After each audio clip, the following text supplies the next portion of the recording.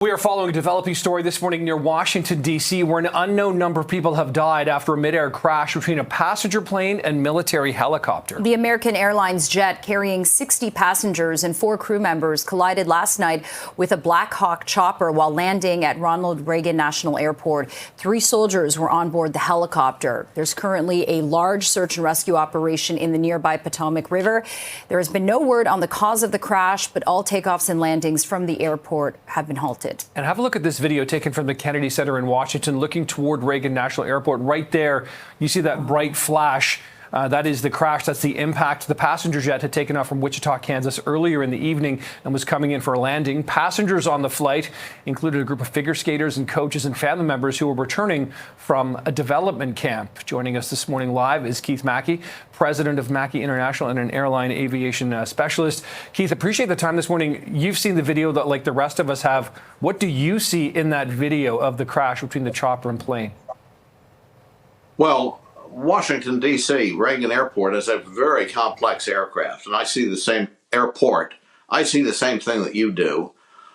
We have found out that the helicopter was actually on a different frequency than the airplane. The helicopter was asked if he could see the airplane that was in question. He replied in the affirmative and said that he could pass behind him. Now, we'll have to find out if the helicopter was actually looking at the proper aircraft or if he was looking at another aircraft, because clearly he did not pass behind him. There was an aircraft taking off at that time from another runway. He may have been looking at that, but I think that's one of the things that we will try to have to look at very carefully is who saw what. Now, the airport is very difficult. You have 3 runways that all intersect. It's a small airport on a small piece of land that is in the Potomac River, actually. On the east side is the city of Washington. The Capitol and everything you show in the picture now is very close to the airport. On the west side of the airport terminal, and the next building up is the Pentagon. So we're right in the middle of the heart of everything as far as Washington is concerned. Now, the flights in and out will normally, if they're operating on a northbound with a north wind operation, be flying up the Potomac River from the south. And they'll use effectively all 3 of the runways as needed. The north-south runway is the main runway. It's about 6,800 feet long. The other 2 are about a mile long, and they're a little shorter, of course. So we normally don't use them for takeoff. We use the longest runway, the north runway. And that was the situation at the time of the accident.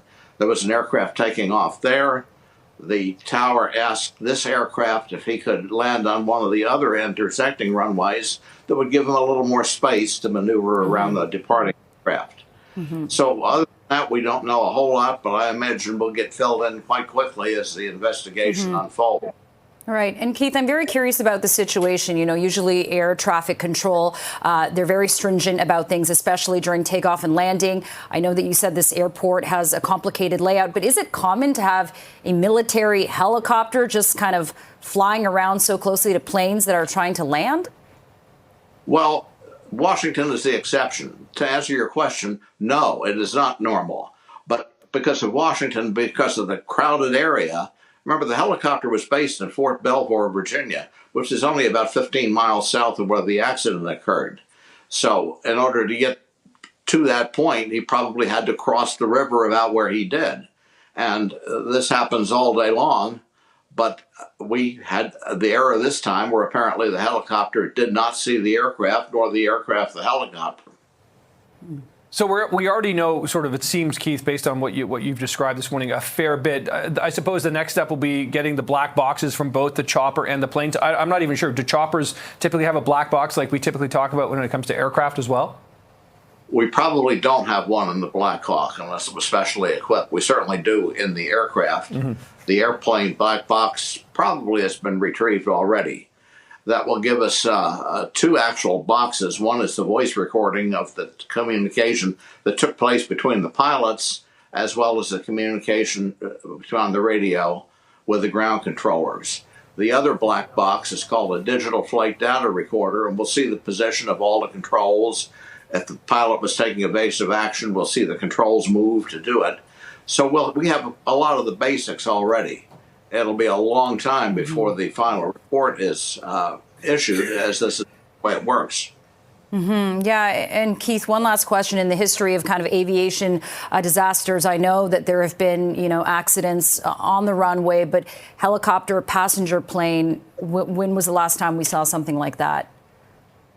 I don't recall one. I know that about 40 years ago, we had an accident off the same runway at the same airport with an iced up aircraft that was not de-iced properly and barely got off the ground before it went into the river.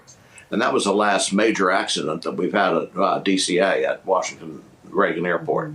Okay, Keith Mackey, really appreciate the analysis this morning. Thank you so much for this. Appreciate the time.